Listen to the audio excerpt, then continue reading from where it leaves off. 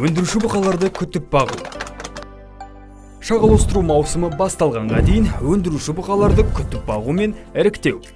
Ең алдымен өндіруші бұқаның өсуі мен дамуына көңіл аудару қажет. Жас бұқалардың орташа тәуліктік өсімі 1050-1150 грамм болатындай жағдай жасайды.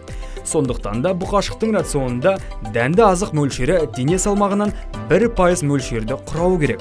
Сүрлем мен пішенді тиісінше толық қанағаттандырылатындай көлемде беру керек. Шамадан тыс азықтандыру олардың жыныстық белсенділігі мен шәует өндіру қабілетін төмендетеді. Ал жас бұқаларды қажетті мөлшерде толыққанды азықтандырмау тиісінше жыныстық жетілуді баяулатып, аталық жыныс безінің дамуын тежейді. Қалыпты деңгейде азықтандырған кезде бұқалар 7 күн аралығында шәует қорын толықтай қалпына келтіреді. Ал толыққанды азықтандырылмаса, 26 күн аралығында да шәует қорын қалпына келтіре алмайды. Жануарлардың арасындағы бәсекелестік пен ішіндегі ересектеу бұқалары едәуір жас бұқашықтардың жыныстық белсенділігін басу әрекетін болдырмау үшін бұқаларды жас шамасына қарай күтіп бағу мен топтастыру керек. Шағылыстыру маусымы басталғанға дейін өндіруші бұқаларды күтіп бағу мен іріктеу. Экстерьері дұрыс және шығу тегі жақсы болып келетін қалыпты жағдайда дамыған бұқаны таңдайды. Кейіннен бұқаның денсаулығын тексеруге кіреді.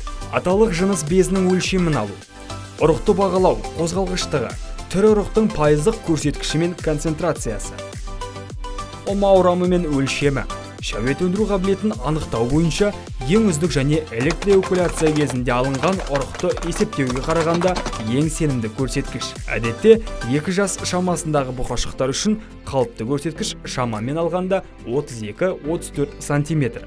Суреттегі ортада бейнеленген бұқаның омасының пішіні қалыпқа сай. Сол жақтағы бұқаның омасы тура отырғызылған. Оң жақтағы бұқаның омасы таңдалған.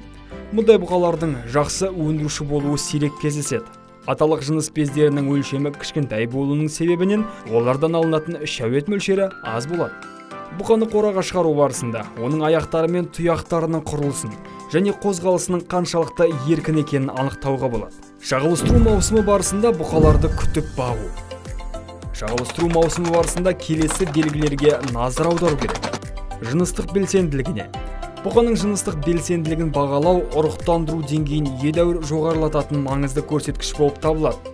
Норма бойынша бұқаға бекітілетін сиырлар мен жас ұрғашылардың саны.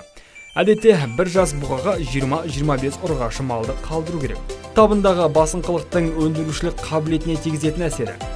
Басыңқылық маңызды орын алып, жасы келген кәрі бұқа өзіне бағынышты едәуір жас бұқашықтардың жыныстық белсенділігін басып тастауы мүмкін.